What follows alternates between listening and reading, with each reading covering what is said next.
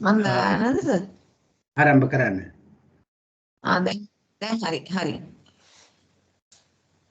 සෑම දිනකටම තෙරුවන් සරණයි. අද වර්ෂ 2022 පෙබරවාරි මාසයේ 22 වෙනි අඟහරුවාදා. අද අපි විශේෂයෙන් එකතු වුණේ මජ්ක්‍ධිම නිකායේ විතක්ක සන්තාන සූත්‍රය සාකච්ඡාවට ගැනීම සඳහා. ඒ සඳහා ධම්සභාවට පැමිණි ඔබ හැම ඉතා ගෞරවයෙන් පිළිගන්නවා.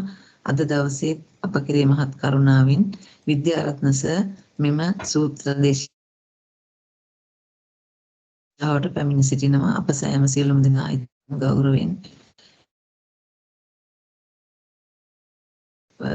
ඉතාම ගෞරවයෙන් විද්‍යාරත්න සර් යොමු වෙනවා.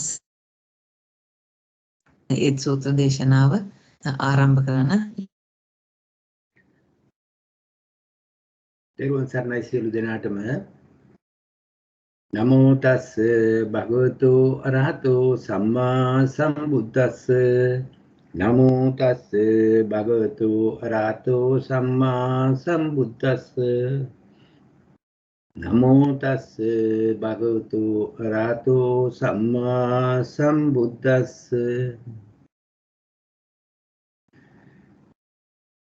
සාදු සාදු සාදු. තථාගත සම්මා සම්බුදුරජාණන් වහන්සේ විසින් දේශනා කොට වදාළ ඒ ත්‍රිපිටක ධර්ම අතුරෙන් සූත්‍ර පිටකයේ මජ්ක්‍ධිම නිකායේ මූල පඤ්ඤාසකේ එන විතක්ක සන්තාන සූත්‍රය පිළිබඳව ධර්ම සාකච්ඡා කරන්නයි අපි සියලු දෙනාම මේ ධර්ම සභාවට දැන් පැමිණියේ. ඉතින් මේ සාකච්ඡාව පැමිණි ඔබ සියලු දෙනාම ඉතාම ගෞරවයෙන් අපි පිළිගන්නවා. අපි මේ සූත්‍රයේ පෙළ වර්ණනාවත් අට කතා වර්ණනාවත් කියන කොටස දෙකම සම්බන්ධ කරගෙන විස්තර කරමු. විස්තර කිරීමෙන් අවසානයේදී අපි ඒ ගැන සාකච්ඡා කරන්න පුළුවන්. ඉතින් අපි ප්‍රථමයෙන්ම විතක්ක සන්තාන මේ වචනේම අපිට යම්කිසි අදහසක් කියනවා. ඒ කියන්නේ අපේ මනසේ විතක්ක නිතර ඒ කාරණා මනස තුලම පිබිදෙමින් එනවා.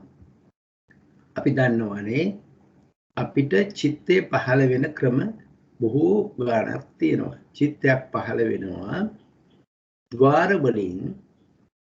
චක්කු ద్వාරයෙන් එනකොට අපි කියනවා චක්කු විඥානය කියලා. සෝත ద్వාරයෙන් එනකොට සෝත විඥානය. ওই විදිහට ඇවිල්ලා අපි මනෝ ద్వාරයෙන් එනකොට මනෝ ద్వාරයට එන චිත්තයක් පහළ වෙන්න පුළුවන් ධර්මාරම්මන තුලින්. ඒ කියන්නේ මනසටම අරමුණු වීම. ඒ මනස තුල ඒ කාරණා ගොඩනැගෙන ස්වභාවය තමයි මේ විතක්ක මනසේ අරමුණු නැගෙන ස්වභාවය. එතන මේ විතක්ක සන්තාන සූත්‍රයේදී කියන්නේ මේ මනසේ පිබිදෙන ඒ විතක්කයන් පිළිබඳව කොහොමද අපි කළමනාකරණය කරගන්නේ? ඒ කියන්නේ අපි විතක්කයක් වෙන්න පුළුවන් කුසල විතක්කයක් වෙන්න පුළුවන් අකුසල විතක්කයක්. එතකොට කුසල විතක්කයකට ඉඩ දෙන්නත් අකුසල විතක්කයකට ඉඩ නොදෙන්නත් අපි කරන ස්වභාවය. හැබැයි මෙතන විතක්ක සන්තාන සූත්‍රයේ විශේෂත්වය තමයි විතක්ක සන්තාන සූත්‍රයේ නිකන් සාමාන්‍ය මේ එළිය පහළේ අපි ඉන්න ස්වභාවයෙන් එන විතක්ක ගැන නෙවෙයි මේ කතා කරන්නේ. මේ කියන්නේ විශේෂයෙන්ම බලන්න මෙතන අධිචිත්තේ විදර්ශනා පාදක අෂ්ට සමාපatti චිත්තේ යෙදුණු මහණෝ විසින් කලින් කල කරුණු පසක් මෙනෙහි කළ යුතුය. මේ අධිචිත්තේ යෙදෙන ඒ යෝගාවචරයාගේ මනසට එන විතක්ක පිළිබඳව තමයි මෙතන කතා කරන්නේ. මේ සූත්‍රයේ දේශනා කරේ සවැත් නුවර ජේතවනාරාමයේ බුදුරජාණන් වහන්සේ මහණෙනි කියලා භික්ෂූන් ඇමතුවා. කෙලින්ම බුදුරජාණන් වහන්සේ විසින්ම ඒ සූත්‍රය වෙන නිදාන කතාවක් නැහැ. භික්ෂූන් වහන්සේලාට අමතලා භික්ෂූන් වහන්සේලා භාග්‍යවතුන් වහන්සේ කියලා පිළිවදන් දුන්නා. එතකොට බුදුරජාණන් වහන්සේ කියනවා මහණෙනි අධිචිත්තේ අධිචිත්තේ කියනකොට ඒකට විස්තර කරලා තියෙනවා විදර්ශනා පාදක අෂ්ට සමාපatti චිත්තේ යෙදුණු මහණ වූ විසින් කලින් කල කරුණු පසක් මෙනෙහි කළ යුතුය. කවර පසක්දයත් අපි දන්නවා අෂ්ට සමාපatti චිත්තය කියනකොට. අෂ්ට සමාපatti චිත්තය කියන්නේ ප්‍රථම ධානයේ ද්විතීය ධාන සමාපත්තිය, තෘතීය ධාන සමාපත්තිය, චතුර්ථ ධාන ඊළඟට ආකාසානං ඡායතනේ විඥානං ඡායතනේ ආදී ඒ අරූප දාන සමාපatti. මේ සමාපත්තියේ සාමාන්‍ය සමාපත්තිය ලෞකික සමාපත්තිය ගැන තවමත් ලෞකික තමයි. හැබැයි මේ සමාපත්තිය ශාන්ත සුඛ විහරණයේ පිළිබඳ පමණක් නෙවෙයි විදර්ශනා පාදකයි. ඒ කියන්නේ මේ චිත්තයේ ඉන්න පුජ්‍යලයා උපචාර සමාධියේදී ඒ කියන්නේ කාමාවචර කුසල චිත්තේදී එක විදර්ශනා පාදකයි. ඒ සංස්කාර ධර්ම ඒ ධර්ම පිළිබඳව පූර්ණ අවබෝධය ගන්නේ ඒ උපචාර සමාධියේ. මේ අෂ්ට සමාපatti චිත්තේට හැම එකටම උපචාර සමාධියක් තියෙනවා. උපචාර සමාධිය විදර්ශනා පාදක උපචාර සමාධියක්. අන්න මේ උපචාර සමාධියේදී තමයි කුමන විතක්කයක් පහළ වෙනවද ඒ විතක්කේ බැහැර කරලා තව විතක්කයක් ගන්න ඒ පුජ්‍යලයට කාරණා කරන්න පුළුවන් වෙන්නේ. එහෙම නැත්නම් අපි ප්‍රථම ධානයේ ඉන්නකොට අපි හිතමු පඨවි කසණයෙන් ඉන්නවා නම් පඨවි කසණයමයි මෙනෙහි කරන්නේ. එයාගේ විස්කම්බන විදිහට ප්‍රහාණය වෙලා තියෙනවා අකුසලයක්. වෙන විතක්කක් එන්න ක්‍රමයක් නැහැ ඒ සමාපත්තියෙන් එයා නැගිටින කල. එතකොට විතක්කයක් එන්න පුළුවන්නේ සමාපත්තියෙන් නැගිටලා ඒකේ උපචාර සමාධියට එනකොට. අන්න ඒ කාරණේ අපි හොඳටම තේරුම් ගන්න ඕන. මේ කාමාවචර ඥාන සම්ප්‍රයුක්ත කුසල චිත්තය තමයි මෙතන අපි කතා කරන චිත්තය. එතකොට මොකද්ද වෙන්නේ? මහණෙනි, මේ ශාසනයේ යම් අරමුණකට පැමිණ යම් අරමුණක් මෙනෙහි කරන මහණුට ලෝභ සහගත වූ, ද්වේෂ සහගත වූ, මෝහ සහගත වූ, ලාමක වූ අකුසල විතක්කය උපදිනවා. අරකේ මේ විදියට විතක්කය උපදින්න පුළුවන්.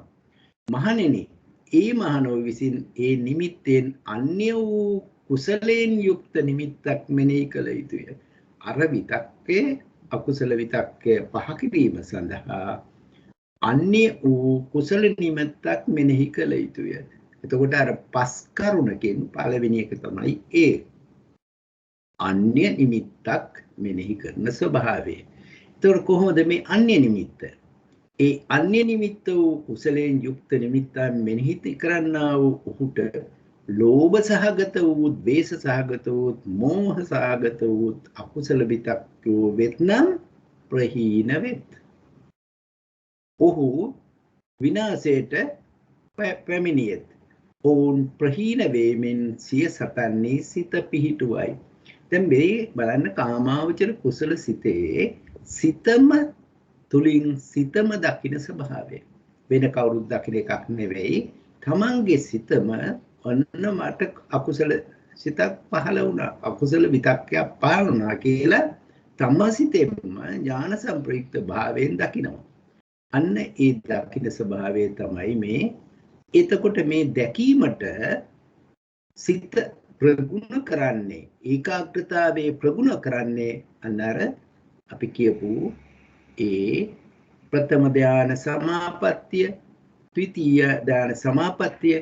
ඒක තමයි ඒ ඒකාග්‍රතාවය ප්‍රකට කරලා අර්පණ සමාධියෙන් යුක්ත පුජ්‍යලයාගේ සිත ඊටාම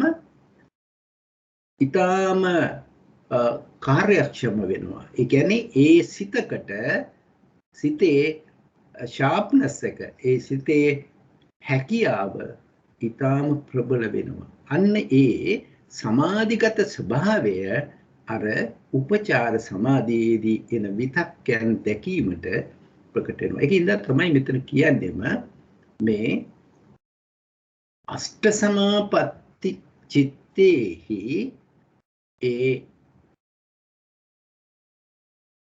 ඉන්න පුජ්‍යලයට අධිචිත්තේ විදර්ශනා පාදක අෂ්ට සමාපatti චිත්තේ මේ කාරණයම අපි දකින්න ඕන.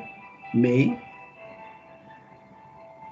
මට මොහොතක් දෙන්න සමා වෙන්න. මොකද කියන්නේ?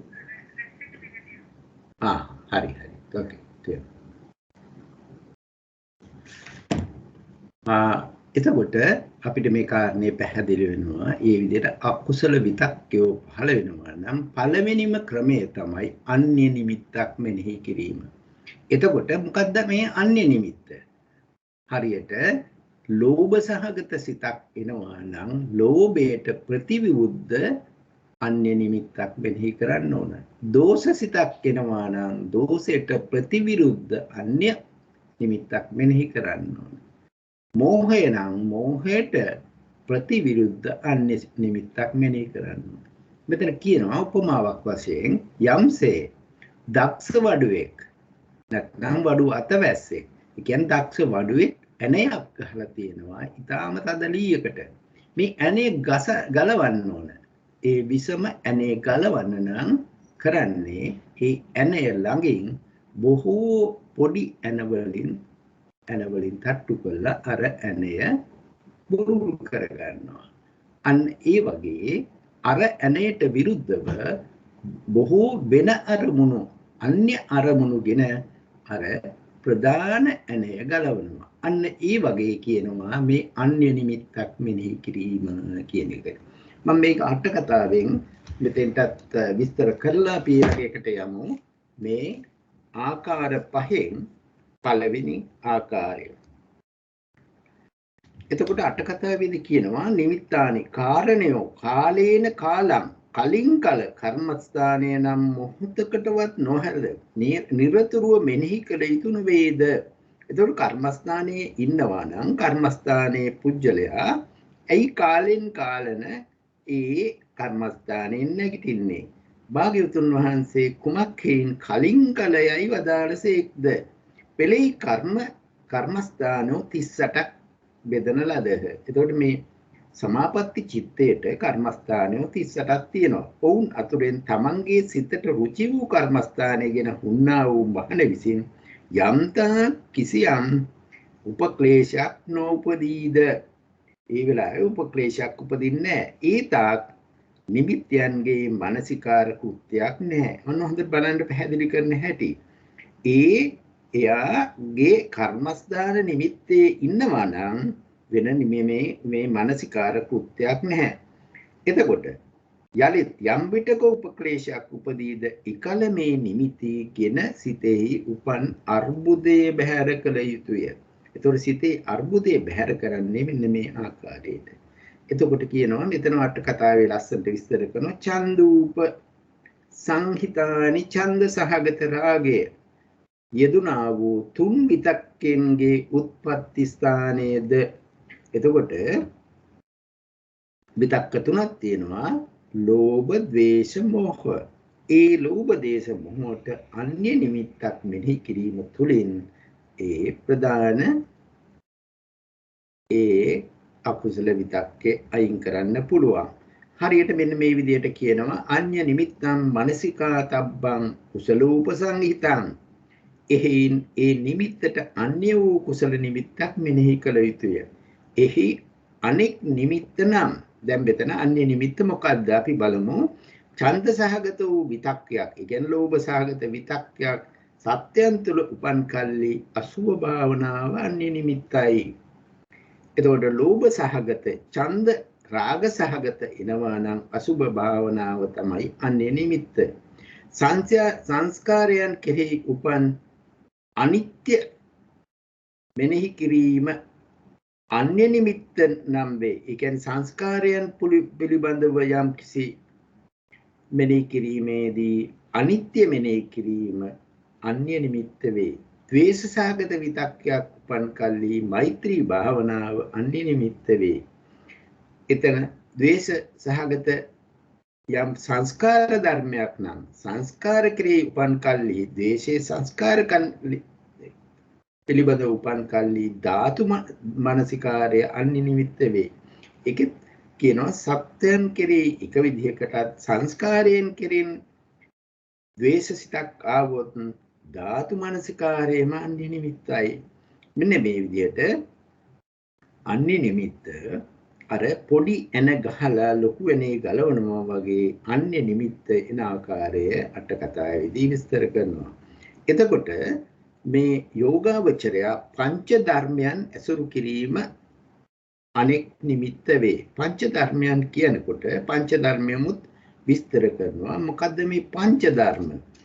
පංච ධර්ම විස්තර කරන තැනදී කියනවා ගුරුවරුන් ආශ්‍රය කිරීම. ඔන්න පළවෙනි ඒ පංච ධර්මයේ පරියාප්ති ධර්මයේ උද්ඝාණය, පරියාප්ති ධර්මයේ හොඳට ප්‍රකට කිරීම, උදෙසන ලද ධර්මයේ අර්ථ විචාරීම. ඒක තුන්වෙනි එක. සුදුසු කල්හි ධර්ම ශ්‍රවණය. කාරණයෙන් කාරණය විසඳීම සඳහා ධර්මයන් මේ කාරණයෙන් කාරණය විසඳීම යන ධර්මයන් පස් දෙනා නිසා මෝහය ප්‍රහීන වෙයි. ඒතර මෝහය આવොත් ඔන්න ඔය පංච ධර්මයන් ඇසුරු කරලා ප්‍රහාණය කරන්න පුළුවන් කියලා කියනවා. එතකොට මේ කාරණේ මේ අන්‍ය නිමිත්ත මෙනෙහි කිරීම කියන කාරණයට තමයි තව දුරටත් අපි කියන්නේ. මහණෙනි, ඒ නිමිත්තෙන් අන්‍ය වූ කුසලයෙන් යුක්ත නිමිත්තන් මෙනෙහි කරන ඔහුට ලෝභ සහගත වූ, ද්වේෂ සහගත වූ, මෝහ සහගත වූ ලාමක අකුසල විතක්කය උපදින්නම්. දැන් තවදුරටත් මේ විදියට අන්‍ය නිමිත්තක් මෙනෙහි කරනකොට තවදුරටත් අකුසල විතක්කය උපදිනවා නම් දැන් ඒ කියපු ක්‍රමයෙන් හරියන්නේ නැහැ. එහෙමනම් එයා කරන්න ඕන ඒ විතක්කයන්ගේ දෝෂය පිරීක්ෂිය යුතුය. ඒ කියන්නේ ඒකින් වෙන ආදීනව දකින්න කියනවා. මේනිදු මේ විතක්කයෝ අකුසලය, මේනිදු මේ විතක්කයෝ සාවද්දේද, මේනිදු මේ විතක්කයෝ දුක් විපාක සහගතයි කියලා දෝෂය පරීක්ෂා කරනවා. ඒතර දෝෂය පරීක්ෂා කරන ඔහුට ලෝභ සහගත වූ, ද්වේෂ සහගත වූ, මෝහ සහගත වූ අකුසල විතක්කයෝ වෙත්නම් ප්‍රහීන වෙත්. මේ දෙවෙනි කාරණේ තමයි ඒ විතක්කයන්ගේ දෝෂය පරීක්ෂා කිරීම. ඒක පරීක්ෂා කරනකොට එයාගේ ඒ විතක්කයෝ ප්‍රහීන වෙයි කියලා කියනවා. හරියට මහණෙනි, මේකට උදාහරණයක් දීලා තිනවා.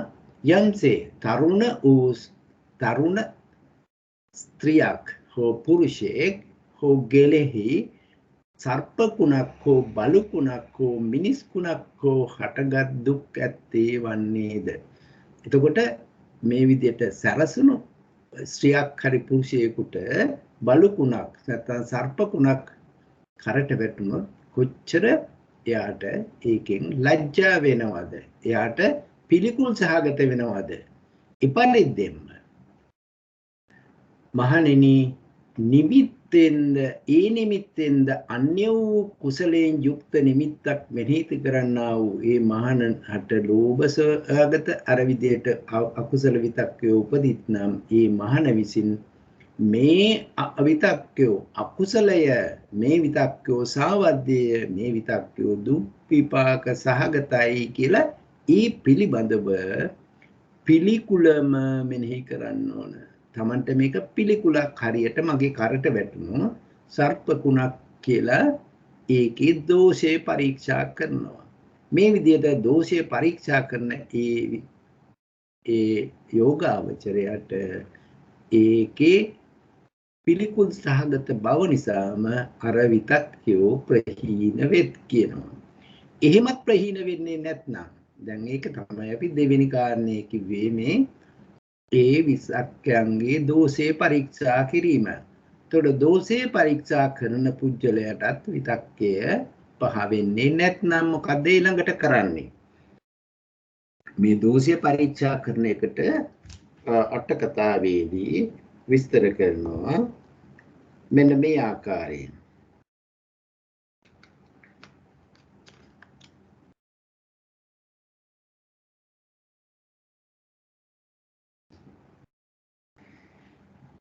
මොහුගේ අත්තෝ පාහෝ හුබනා යනාදී ක්‍රමෙන් සත්වයන් කෙරෙහි ලෝභය උපන් කල්ලි අසුභ වශයෙන් කල්පනා කළ යුතු කුමක් කෙරෙහිද? කේසයන්ගේ ඇලුනේද, ලෝමයන්ගේ ඇලුනේද? මේ විදිහට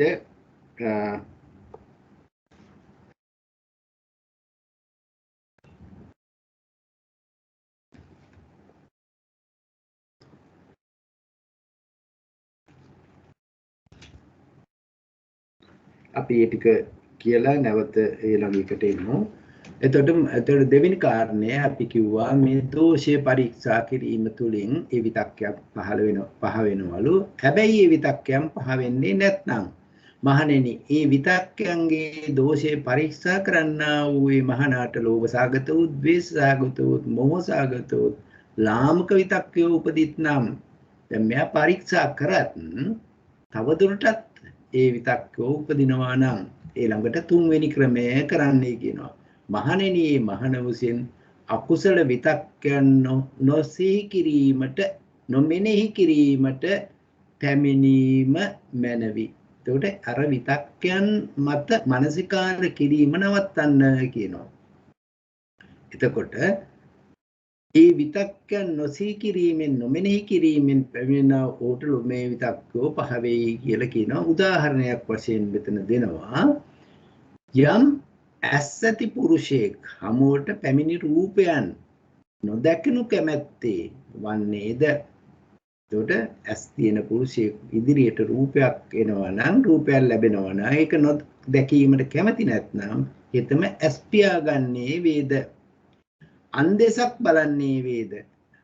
මහණෙනි, එපරිද්දෙන් විතක්කයන්ගේ දෝෂය පරීක්ෂා කරන්නා මහණට තවදුරටත් ඒ අකුසල විතක්ක එනවා නම් ඒ මහණ විසින් විතක්කයන් නොසිහි කිරීමෙන්, නොමෙනෙහි කිරීමෙන්, විතක්කයන් නොමෙනෙහි කිරීමෙන් ඔහුට අර අකුසල විතක්කයෙන් බේරෙන්න පුළුවන් කියනවා. එතකොට මේ විදිහට సంతානයේ ඒ විතක්කයන්ගෙන් එන හානිය නවත්තන්න පුළුවන්. සමාධිගත වෙයි කියලා කියනවා. මේ තුන්වෙනි ක්‍රමය. හදිසියෙන් හරි එතනත් ඒකේ ඒ නොමෙනෙහි කිරීමෙන්, වෙන දිසක් බලා ගැනීමෙන් ඒ විතක්කයන් පහ වෙන්නේ නැත්නම් දැන් ඊළඟ ක්‍රමයක් කියනවා. මහණෙනි, ඒ විතක්කයන්ද නොසිහි කිරීම, නොමෙනෙහි කිරීම පැමිණෙනා වූ ඔහුට ලෝභ සහගත වූ, ද්වේෂ සහගත වූ, මෝහ සහගත වූ අකුසල විතක්කය උපදිනවා නම් මේ හතරවෙනි ක්‍රමය. මහණෙනි, ඒ මහණෝ විසින් ඒ විතක්කයන්ගේ මූල ස්ථානයේ මෙනෙහි කළ යුතුය. ඒ විතක්කය ඇයි ඉපදුනේ? මොන කාරණේ නිසා ඒ අකුසල විතක්කයන් ඉපදුනාද? ප්‍රත්‍යෝත්පන්න ස්වභාවය දකින්න කියනවා. ඒ විතක්කයන්ගේ මූල ස්වභාවය දකින්න කියනවා. ඒතර මූල ස්වභාවය දකිනකොට එයාට ඒ විතක්කයන්ගේ මූල ස්ථානයේ මෙනෙහි කරන්නා වූට අර ලෝභ, ද්වේෂ, මෝහ කියන අකුසල විතක්කයෝ ප්‍රහීන වෙයි කියලා. එතකොට මේ කාරණේට අපි පොඩ්ඩක් බලමු කොහොමද මේ කාරණේ පෙන්වුම් කරන්නේ.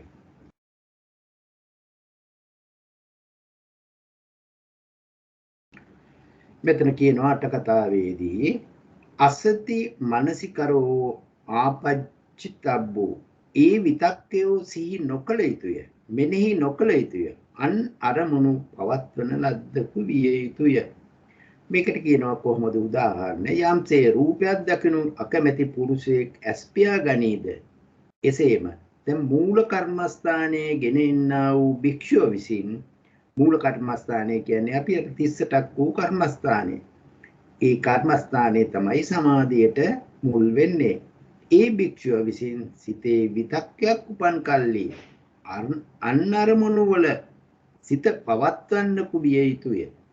මෙසේ උන්වහන්සේ ඒ විතක්කේ ප්‍රහීන වෙයි. එතකොට ඒ අන් අරමුණු වල සිත එකල්හි නැවත කර්මස්ථානයේ ගෙන හිඳගත යුතුය. එසේ ප්‍රහීන නොවේ නම් උගන්නා ලද ධර්ම කතා ප්‍රබන්ධයක් ඒ ප්‍රබන්ධය මහත් හඬින් ශබ්ද නගා සජ්ජායනයක් කළ යුතුය.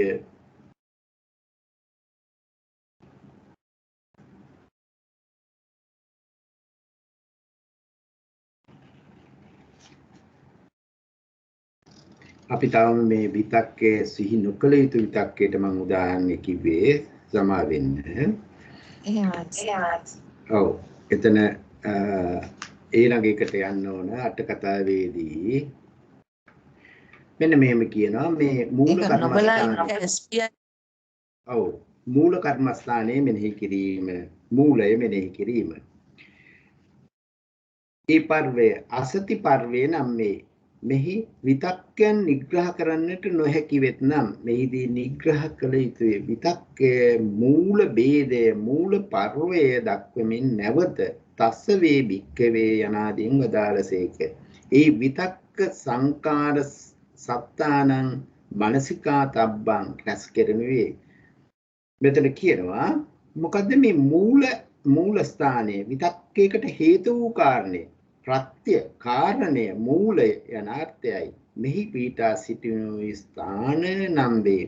විතක්ක සංකාරයාගේ පිහිටා සිටීම විතක්ක සංකාර సంతාන නම් වේ. මේ අට කතාවේ කියන විදිය. එයි මෙනෙහි කළ යුතුය. මේ කියන ලද්දේ වේ. එතකොට දැන් අපි මේ හතරවෙනි ක්‍රමයට ආවේ විතක්කේ මූල ස්ථානයේ මූල ප්‍රත්‍ය ස්වභාවයේ දකින්න හැටි. එතකොට විතක්කයන්ගේ මූලයෙන් මෙනෙහි කළ යුතුය. ඒකට විතක්කේ මූලය ඇයි ඒක සිද්ධ වුනේ? ඒ සිද්ධියටත් මුල්ුවේ මොකද්ද කියලා දකින්න කියනවා හිතෙන්.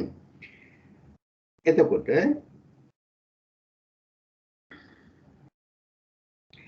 ඉක්මන් ගමනින් කවර ප්‍රයෝජනද? යම් කිසි කෙනෙක් ඉක්මන් ගමනින් යනවා නම් එයා කල්පනා කරනවා ඇයි ඉක්මන් ගමනින් කවර ප්‍රයෝජනයක්ද? සෙමින් යන්නෙම් නම් මනවයි සිතයි.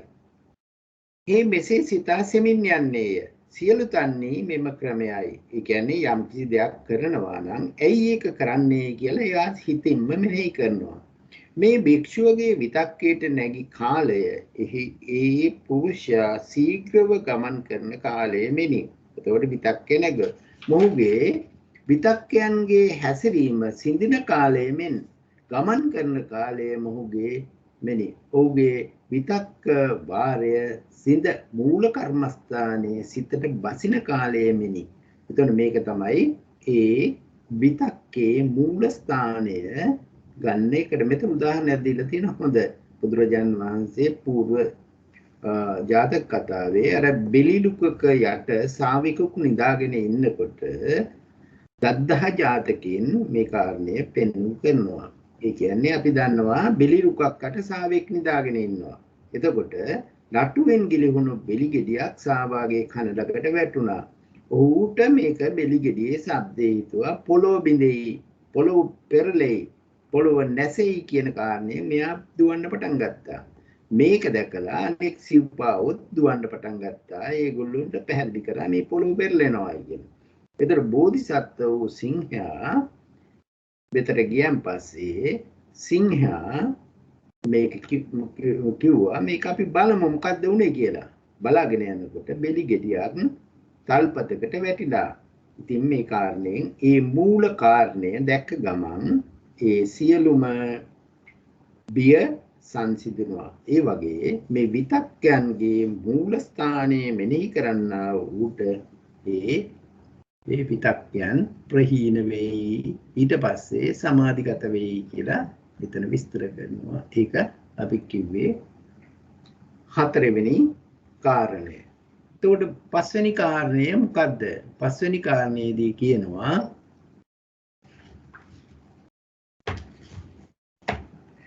පළවෙනි එක අපි ඇණය ගලවන්න ඇණය වටේට පොඩි ඇණ ගැලුවා වගේ දෝෂය. දෙවෙනි එක දෝෂය අපි අර සර්ප කුණකට සමාන කරා. අපි එතකොට තුන්වෙනි එක බහැරට සිත යොමු කරන ස්වභාවය. හතරවෙනි එක මූල ස්ථානයේ මෙනෙහි කරන එක. දැන් අපි කතා කරේ මූල ස්ථානයේ මෙනෙහි කරන ස්වභාවය. එතකොට අපිට 7 වෙනි ඡේදයේදී එනවා දැන් මේ ඒ කාරණේමුත් විතක්කය ප්‍රහාණය වෙන්නේ නැහැ. එතකොට 5 වෙනි ක්‍රමය මහණෙනි ඒ විතක්කයන්ගේද විතක්ක මූලස්ථානයේද මෙනෙහි කරන්නා වූ මහණාට ලෝභ සහගත වූ ද්වේෂ සහගත වූ මෝහ සහගත වූ ඒ අකුසල විතක්කය තවදුරටත් උපදිනවා නම් මොකද කළ යුත්තේ?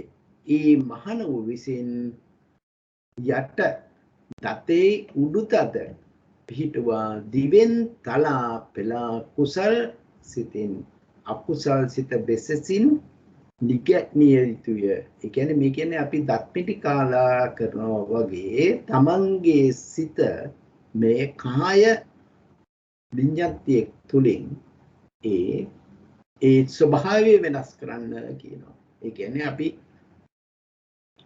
උඩුතතු යටතට තද කරලා දිවෙන් උඩුතල තද කරලා මේ විදියට අකුසල් සිත ප්‍රහාණය කරගෙන කුසල් සිත ඒ වෙනුවට ගත යුතුය කියලා මේක තමයි 5 වෙනි ක්‍රමය. වෙසසින් පෙළිය යුතුය. දතේ දත පිහිටුවා දිවෙන් තලා පෙලා කුසල් සිතින් අකුසල් සිත වෙසසින් නිගන්නා වූ වෙසසින් පෙළෙන්නා වූ වෙසසින් තවන්නා වූ ඔහුට ලෝභ සහගත වූ දේශ සහගත වූ මෝහ සහගත වූ ලාමක අකුසල විතක්ක වෙත්නම් ඒවා ප්‍රහීන වෙත්. ඔහු විනාශයට ඔහු ප්‍රහීන වීමෙන් සිය සතන්නේ සිත පිහිටුවයි. මොනවට තැන්පත් වෙයි එකඟ වෙයි සමාධිගත වෙයි. මේ සමාධියට නැවතත් යන ක්‍රමය. මහණෙනි යම්සේ බලවත් පුරුෂයෙක් මේකට උදාහරණයක් දීලා තියෙනවා. ඊටාම බලවත් පුරුෂයෙක් දුබල පුරුෂයෙක්ගේ හිස හෝගෙන කඳ හෝගෙන වෙසසින් නිගන්නේද? ඒ කියන්නේ බරපතල විදියට මෙයාව තද විදියට බැඳගෙන වෙසසින් පෙලන්නේද? එයාට වෙසසින් තවන්නේද? මහණෙනි එපරිද්දෙන්. දැන් එතකොට අර දුබල පුජ්‍යලයට කිසිම විදියට ගැළවීමක් නැහැ. අර ප්‍රබල පුජ්‍යලයා මේ පුජ්‍යලයා තද බල විදියට අල්ලගෙන ඉන්නවා. අන්න ඒ වගේ ඒ විතක්යන්ගේ විතක්ක මූලස්ථානයේ මිනිස් කරන්නා වූ මෙහෙණ මහණාට අර ඒවා අයින් වෙන්නේ නැත්නම් මූලස්ථානයේමුත් පීඨක් නැත්නම් ඊළඟට අර දතේ දත දිවෙන් තලු පෙලා කුසල් සිතින් අකුසල් සිත වෙසසින් ඉගෙනිය යුතුය. ඒක තමයි 5 වෙනි ක්‍රමය. එතකොට මේ 5 වෙනි ක්‍රමයේ එකින් එක තියෙන්නේ පළවෙනි ක්‍රමයෙන්ම අකුසල් සිත ප්‍රහාණය වෙනවා නම් දෙවෙනි ක්‍රමයට යන්න ඕන නැහැ. එතකොට දෙවෙනි ක්‍රමයෙන් ඒක ප්‍රහාණය වෙනවා නම් තුන්වෙනි ක්‍රමයට යන්න ඕන නැහැ. තුන්වෙනි ක්‍රමයෙන් ප්‍රහාණය වෙනවා නම් හතරවෙනි ක්‍රමයට යන්න ඕන නැහැ. හතරවෙනි ක්‍රමයමුත් ප්‍රහාණය වෙන්නේ නැත්නම් මේ 5 වෙනි ක්‍රමයෙන් එයාගේ අකුසල විතක්යන් ප්‍රහාණයක යටපත් කරලා කුසල සිත ප්‍රගුණ කරගන්න ඕන. ඊට පස්සේ සිත සමාධිගත වෙයි කියලා කියනවා. මේක තමයි ඒ 5 වෙනි ක්‍රමය. එතකොට 5 වෙනි ක්‍රමය අපි අට කතාවෙන් බලමු කොහොමද මෙතන විස්තර කරන්නේ කියලා.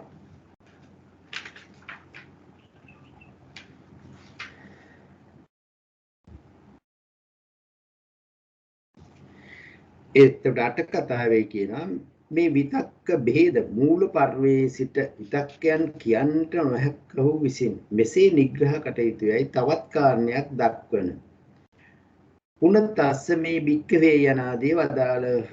දන්තේහි දන්ත මාදාය යටි දත උඩු දත තබා චේතස විතක්කානි කුසල චිත්තයෙන් අකුසල චිත්තය නිග්‍රහ කටයුතුය. ශක්ති සම්පන්න මහා පුරුෂයෙක් දුර්වල පුරුෂයෙක්ගේ හිස හෝ කඳ හෝ කියන දැඩිව නිගන්නේද? ඒ කියන්නේ දැඩිව මෙයාට පෙළනවා අර දුර්වල පුරුෂයාට. දැඩිව තවන්නේද? තවුණකු ක්ලාන්තකු සීමූර්ජාව වූ කරන්නේද? පරිදින් භික්ෂුව විසින් විතක්කයන් සමග ප්‍රතිමල්ල වී තෙපි කවරහුමා කවරේදයි මැඩ පවත්වා ඒකාන්තයෙන් සමද නහරද ඇටද ඉතිරි වේවා. දැන් මෙයා ඊටාම දැඩි වීර්යයක් ගන්නවා. මගේ සමද නහරද ඇටද ඉතිරි වේවා. ශරීරේ මස්ලේ වියලේවා. එතකොට මසු ලේ වියලේවා. සම නහර ඇට පමණක් ඉතිරි වේවායි කියලා දැඩි වීර්යයක් අරගෙන අන්නේ දැඩි වීර්යය පෙන්වන ක්‍රමය තමයි අර දතින් දත ඊළඟට උඩු තල්ල තදින් ඒ විදිහට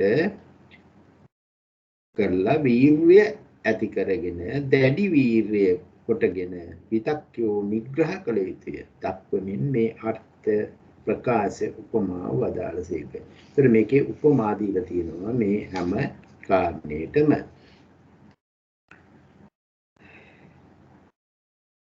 එතකොට ඒකේ උදාහරණයක් දීලා තියෙනවා.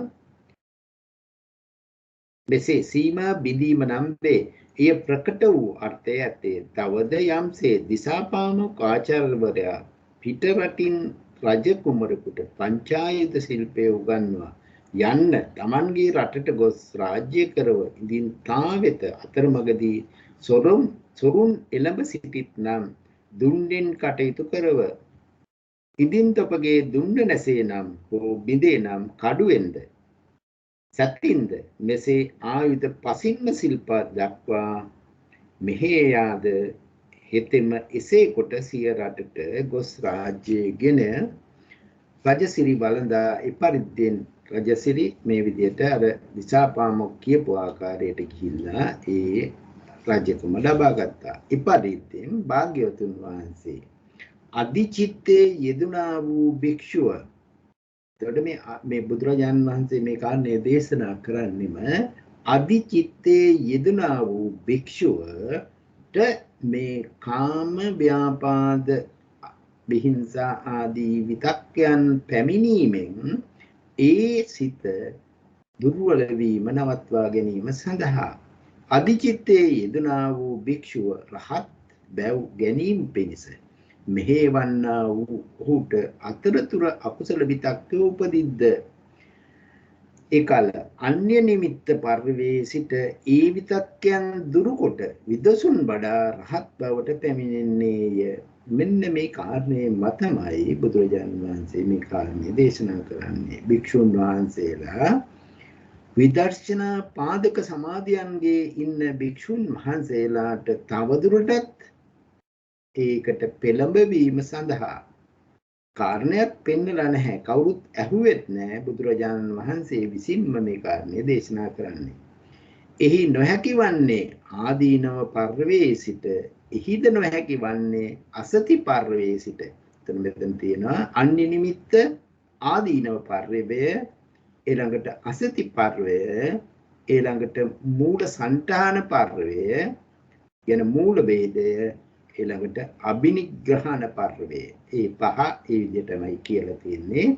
ඒ පස් ක්‍රමයෙන්ම ඒ කියන්නේ ඇඟේ සමලේ එහෙමයි. ඒ පහ ආයි කියන්නස පොඩ්ඩක්.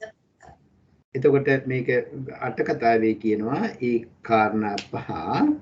එතකොට අධිචිත්තේ යෙදුනා වූ භික්ෂුව රහත් බැව් ගැනීම පිණිස මම මේක ගන්නද මේ මජ්ක්‍ධිම නිකායට කතාවෙමු. හොඳයි සර්. නෑ ඔබතුමා කිව්වත් ඇති. නෑ ඒක අරන් තියන්නේ මම පෙන්නන්නම්. එතකොට මේ ඇයි මේ දේශනාව කරේ? දේශනාව කරේ සාමාන්‍ය භික්ෂුන් වහන්සේලාට නෙවෙයි. මේ දේශනාව කරේම අධිචිත්තේ ඒ කියන්නේ ඊටාම ඒ ස්වාමීන් වහන්සේලා බොහෝ දුරට දැන් ආර්ය භාවය මේ අරහත් භාවයටම පැමිණීමට ඊටාම ආසන්න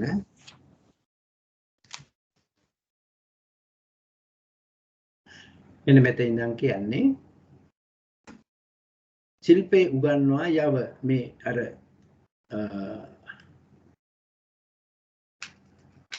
අපි කියවනේ මේ දිසාපාමොක්ගේ සියරට එහි රජ ගනුව ඉදින් තාවෙත අතරමඟ හුරු එළඹෙත් නම් දුන්නෙන් කටයුතු කොට යව. ඉදින් තොපගේ දුන්න නැසේනම් බිඳේනම් සැතින් කඩුවෙන් මෙසේ ආයුධ පසින්ම කටයුතු දක්වා. මෙහි යාද හිතෙම එසේ කොට සිය රටට ගොස් රජයගෙන රජසිරි වළදාද එපරිද්දෙන් භාග්‍යවතුන් වහන්සේ අධිචිත්තේ යෙදුනා වූ මෙන්න මේ කාරණය හරි වැදගත්. අධිචිත්තේ යෙදුනා වූ මහාන රහත් බව ගැනීම පිණිස මෙන්න මේ කාරණය අපි තේරුම් ගන්න ඕන. රහත් බව ගැනීම පිණිස මෙහෙයවන්නා වූ ඉඳින් ඕහට අතර අකුසල විතක්කයෝ උපදිද්ද. මේ ඒ විතක්කයෝ ගැන තමයි මේ අපි උත්තර කතා කරේ. එකල පළවෙනි එක අන්‍ය නිමිත්ත පර්වයෙහි පළවෙනි එක අන්‍ය නිමිත්ත පර්වය සිට විතක්කයන් නිග්‍රහ කොට විදසුන් වඩා රහත් බවට පැමිණෙන්නේය. ඔය පළවෙනි එක. එහි නොහැකි වන්නේ නම් ආදීනව, ඒ කියන්නේ දෝෂය දැකලා, මොන දෝෂයේ පර්වය.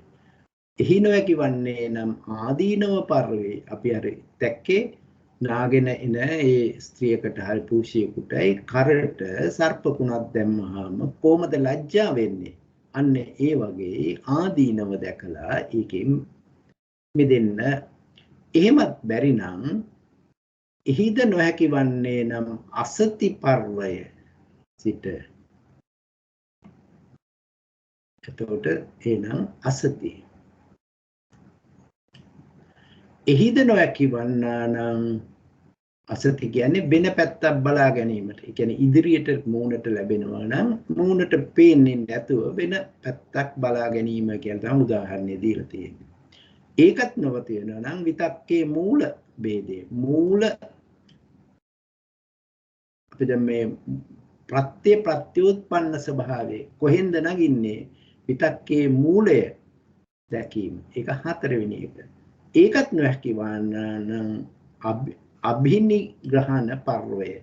ඒ අභිනිග්‍රහණ ප්‍රවය කියන්නේ අර තමන්ගේ දත තද කරගෙන දිවෙන් උඩුතල තද කරගෙන විතක්යන් නිග්‍රහ කොට ඒ අකුසලය යට කරගෙන කුසලය නගන්න කියලා මේ පංච ධර්මයන් දේශනා කළසේක.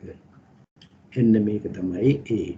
එතකොට වසී විතක්ක පර්යාය පතේසු විතක්ක වාර මාර්ගයන්හි පුරුදු කළ වසඟ ඇති බව ඇති ප්‍රගුණ වූ වසඟ ඇතිවයි ඒ වසී ස්වභාවය කියන්නේ.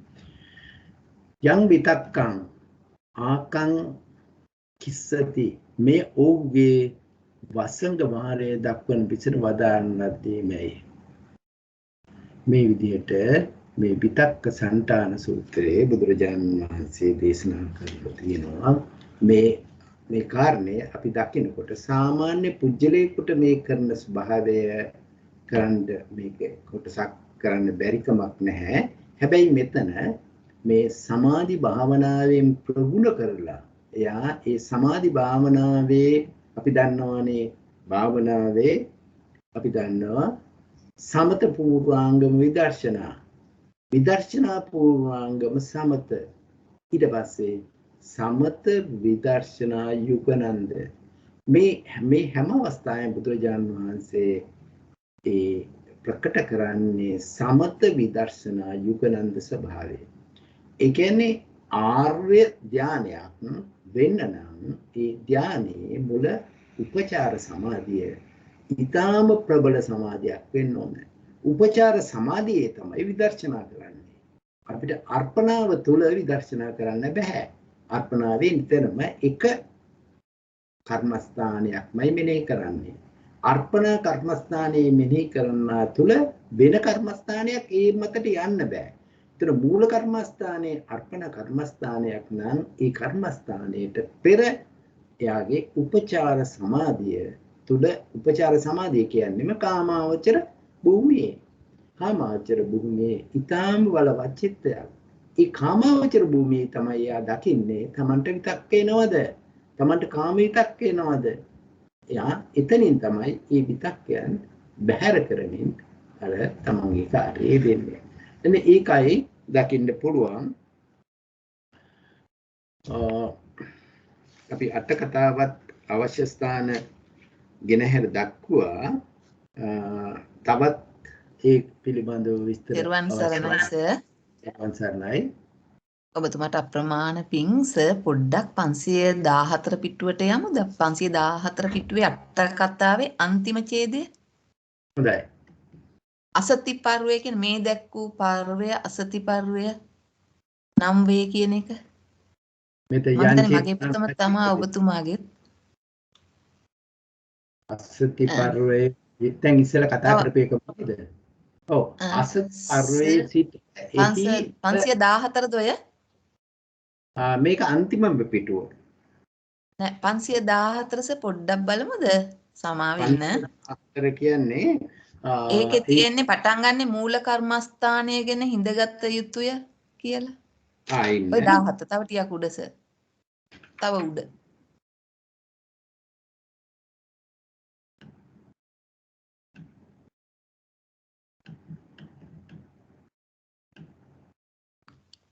ඊළඟ පිටුව හිමින් ගන්න පොඩ්ඩක් සර්. 515 මේක. අනික ඊට උඩ එක සර් පොඩ්ඩක් සමා වෙන්න. මෙතන. ඔව් එහෙමයි සර්. ඒකේ ඔක තමයි. ඔන්න ඔතන. ඔන්න ඔය අසති පර්වය කියලා තියෙන නිසා සර් අපි පොඩ්ඩක් ඒ ඡේදය බලමුද? ඔව්. මේ දැක් වූ පර්වය අසති පර්වය නම් මෙහි සිට විතක්යන් නිගන්නට නොහැකි වන්නේ මෙහි සිට නිග්‍රහ කරන්නේයි විතක්ක මූල බෙහෙද පර්වය දක්වනසේක. එතකොට අසති පර්වයෙන් පස්සේ තමයි මේ විතක්යන්ගේ මූල ભેදය නැත්තම් ප්‍රත්‍යය බලන්නේ. එතකොට මේක අසතිය ගැන නෙවෙයි මේ ඡේදය කියන්නේ මූල ભેදය ගැන. ඒක හොඳයිද ශ්‍රීමති මහත්මිය? මේ විතක්යන්ගේ මූල ભેදය. එතකොට මූල ભેදය කියන්නේ එතන විතක්ක සංඨාන කියන එකේ තේරුම තියෙනවා. හරි. හරි. එතන විස්තර කරලා තියෙනවා. මේ පර්වය අසති පර්වය නම් මෙහි සිට විතක්යන් නිග්‍රහ කරන්නට නොහැකි වෙත්නම් මෙහි සිට නිග්‍රහ කළ යුතුයයි විතක්ක මූල ભેද පර්වය දක්වමින් නැවත තස්ස චේ භික්ඛවේ යනාදී වදාළසේක. මෙහි විතක්ක සංකාර සත්තානං මනසිකා තබ්බං රැස්කරණි වෙයි විතක්ක සංකාර සත්තානම් මනසිකරෝ තබ්බං. මෙන්න මේක. රැස්කරණේ සංකාර නමි. එතකොට මේ සංකාර නමි ප්‍රත්‍ය කාරණය මූලය යන අර්ථයයි. එතකොට මෙතන කියන්නේ ප්‍රත්‍යය මූලය යන අර්ථයයි. මෙහි පිහිටා සිටිනුයි සංඨාන නමි. ඒ කියන්නේ මූලය අර්ථය කෙරෙහි යොමු කරන පිහිටීමට යුක්ත උන එක තමයි සංඨාන කියන්නේ. එතකොට සංස්කාරයන්ගේ සංස්ථානය විතක්ක සංඛාර සංඨාන නම් වේ. එතකොට මේ සංස්කාරයන්ගේ සංඨානය මේ පිහිටීමේ ස්වභාවය විතක්ක සංකාර සංඨාන නම් වේ. එය මෙනෙහි කට යුතුයයි කියන ලද වෙයි. මේ විතක්කය මේ කුමක් හේතු කොටගෙන කුමන ප්‍රත්‍යයකින් කවර කරුණකින් උපන්නේද? විතක්කයන්ගේ මූලයේද මූලයන්ගේ මූලයේද මෙනෙහි කළ යුතුය. එතකොට විතක්කයන්ගේ මූලයන්ගේ මූලයක් මෙනෙහි කළ යුතුය. එතකොට විතක්ක සංඨාන කියන ස්වභාවය අපි දකින්න වෙනවා. මෙන්න මේ ආකාරයෙන් මේ සංඨාන. එතකොට විතක්ක සංකාර සංඨානං මනසි තබ්බං. එතකොට මෙන්න මේ විතක්කය රැස් කරනුයි සංකාර නමේ. එතකොට රැස් කිරීම කියන එක සංඛාර කියන්නේ අපි කියන්නේ රැස් කරනවා, ගොඩ කරනවා කියන ස්වභාවය. එතකොට ප්‍රත්‍ය නැත්නම් කාරණය, ප්‍රත්‍ය කාරණය, මූලය යන අර්ථයයි.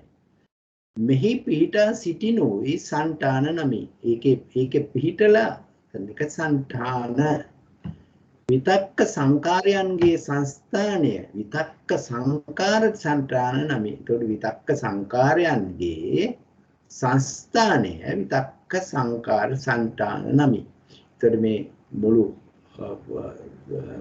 සූත්‍රයේ නමම වැටලා තියෙන්නේ මේ කාරණෙමයි. මෙහි මෙනේ කටයුතුයි කියන ලද වෙයි. මේ විතක්ක තෙමේ කුමක් හේතු කොටගෙන කුමන ප්‍රත්‍යයෙන් කවර කරුණකින් උපන්නේද? විතක්යන්ගේ මූලයේද?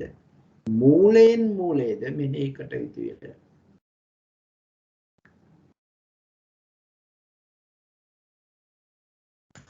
එතකොට මෙතන කුමන කරුණකින් මම වහායෙම්ද දෝහෝ යන්න හුණං සනිකං ගච්ඡයං මට මේ වහා ගමනින් කිම. එතකොට අර අපි කතා කරේ එයා වහා යනවා නම් ඇයි වහා යන්නේ කියලා කල්පනා කරනවා. හිමින් යන්නේ නම් ඇයි හිමින් යන්නේ කියලා ඒ කාරණයෙන් කාරණය ප්‍රත්‍ය දකින ස්වභාවය. හිතම මෙසේ සිතා සෙමින් යන්නේය. සියලු තන්නේ මේ නයින් ගන්න කියනවා. එහි පුරුෂයාගේ ශීඝ්‍රම ගමන් කාලයෙන් භික්ෂුවගේ විතක්කයට නැගීමේ කාලයයි. එතකොට මේ ශීඝ්‍ර ගමන් කාලයේ විතක්කයට නැගින එක. ඔහු සෙමින් ගමන් කරන කාලයේ මොහුගේ විතක්කයන්ගේ හැසිරීම සිඳන කාලයයි. එතකොට හිමින් කරන ඒ කියන්නේ ඒක පිරීක්ෂණ කාලය. එතකොට දැකලා පිරීක්ෂණ කාලය හිමින් ගමන් යන කාලය. ඔහුගේ සිටි කාලය මෙන් ඔහුගේ විතක්ක වාරයේ සිඳුණු කල්ලි මූල කර්මස්ථානයේට බසින කාලය මෙනි. දැන් අපිට මේක දකින්න පුළුවන් සිතේ එයා යම්කිසි මූල කර්මස්ථානයක ඉන්නවා. මූල කර්මස්ථානයේ ඉන්න පුජ්‍යලයා මූල කර්මස්ථානයෙන් ගිලිහිලා දැන් එයාගේ අකුසල විතක්කයන් සිතට එනවා. එතකොට අකුසල විතක්කයන් සිතට එනකොට මේ අපි කාරණා පහෙන් අපි මෙතන කාරණේ විදිහට මේ විතක්කේ ප්‍රත්‍ය සහ ප්‍රත්‍යයට ප්‍රත්‍ය දකින්න පටන් ගන්නවා. එතකොට එහෙම දැකලා ඒක සංසිඳවලා එයා නැවතත් මූල කර්මස්ථානයට යනවා. අන්න ওই ස්වභාවය දකින්න මේක ඊටාම සියුම් දැකීමේ ස්වභාවයක් කියලා මට හිතන්න පුළුවන්. මේ අදිචිත්තයේ ඉන්න ස්වාමීන් වහන්සේගේ සිත වැඩ කරන ආකාරය කියලා අපිට ඊටාම ප්‍රබල ස්ථානයකට යන්න පුළුවන්. තිරුවන් සරණයි. තිරුවන් සරණයි. මෙහෙම එකක් හිතනවාස මම දන්නේ හරිද කියලා. මට හිතෙනවා මේ විතක්කයක් නැගෙන්න යන කාලය පුරුෂයා ඉක්මනට යන කාලය තරම් වේගවත්ව විතක්කයක් එනවා. ඒකයි ඒ ශීඝ්‍රයෙන් යන කාලය දැන්නේ. හැබැයි ඒක සංසිඳවන්න ඒක අයින් කරගන්න යන කාලය අර සෙමින් යන කාලේ වගේ. එහෙම වගේ නේද? එතනදි කියන්නේ. එහෙමයි කියලා තියෙන්නේ. මෙතන කියන්නේම පුරුෂයාගේ ශීඝ්‍රම ගමන් කාලයෙන් භික්ෂුවගේ විතක්කයට නැගීමේ කාලයයි. ඔහුගේ සෙමින් ගමන් කාලයෙන් ඔහුගේ විතක්කේ හැසිරීමේ සිඳන කාලයයි. ඔහුගේ සිටි කාලය නැවතී ඉන්න කාලයන් විතක්ක වාරය සිඳුණු කල් කියලා. එකල්ලි මූල කර්මස්ථානයට නැවත බහිනවා කියන අදහස. ඉතින් සුනිතා මාත්මේ මං හිතන්නේ ඒ කාරණේ එමයි ඔබතුමියන්ලට බොහොම පින් මේ කාරණේ නැවත පැහැදිලි කරාට හොඳින් තේරුණා. මේ සර්ට පුළුවන් නම් ආයි පාරක් නිකන් අපිට ඇත්තටම තේරුණා හොඳටම. මම මේ තාසය සර් නිකන් කතන්දරයක් විදිහට මේ අර පර්ව ටික අන්නේ නිමිත්ත පර්වය ආවේ මුලින්ම මේ පයියෙන් සාරාංශ කරොත් ඔබතුමියට පුළුවන් ද සාරාංශ කරන්න ඒ ටික පර්වයන් 5යි මේ කොමන කෙනෙකුටද මේක කරන්නේ කියලා පොඩ්ඩක් සාරාංශ කරන්න පුළුවන් ද සුනීතා මහත්මියට? ආස මං එහෙම ලෑස්ති පිට නැහැ. මම කරන්නම් සර් ඒක. ආදම් කරාද කියලා. ආයන ශ්‍රීමති මහත්මිය ටික අපිට සාරාංශ කරන්නකෝ. හොඳයි. ඉල්ලීමට මේ ආකාරයට සම්සභාවට පැමිණලා මේ කටයුත්තට සම්බන්ධ වුණාට ඇත්තටම ඉතාම කාර්යබහුල වෙලාවක් බව අපි දන්නවා. ඉතින් බොහොම පිං සර් අපි තේරුම් ගත්ත විදිහට මෙහෙම කතා කරාම මේ සූත්‍ර දේශනාව මේ සීහනාද මජ්ක්‍ධිම නිකායේ සීහනාද වර්ගයේ අවසාන සූත්‍රය විතක්ක සන්තාන සූත්‍රය. එතකොට මේ සූත්‍රයෙන් අපි සූත්‍රයේ නම වශයෙන් පැහැදිලි කරේ ඒ විතක්ක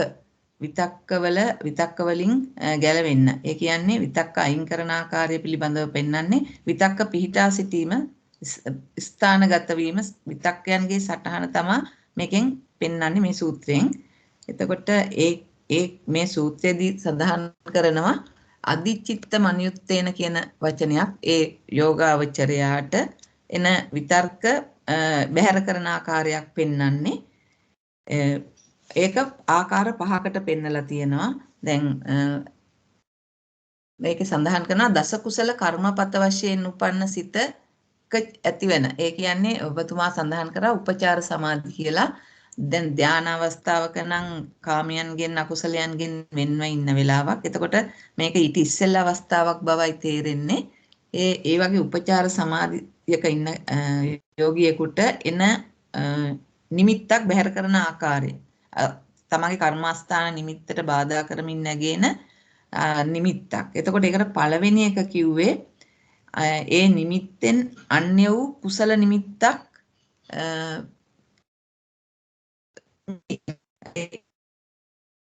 අකුසල නිමිත්තක් ආවනම් යම්කිසි විදිහක එතකොට ඒකේ කියනවා මේ එන නිමිති එක්කෝ ද්වේෂ සහගත, එක්කෝ මෝහ සහගත, එක්කෝ ලෝභ සහගත. ලෝභ සහගත නම් ඒ අකුසල් සිත් 8න් ලෝභ මූල අකුසල් සිත් 8න් එකක් විය යුතුයි වෙනවා. දෝමනස සිත් දෙකෙන් එකක් තමයි ද්වේෂ සහගත නම්.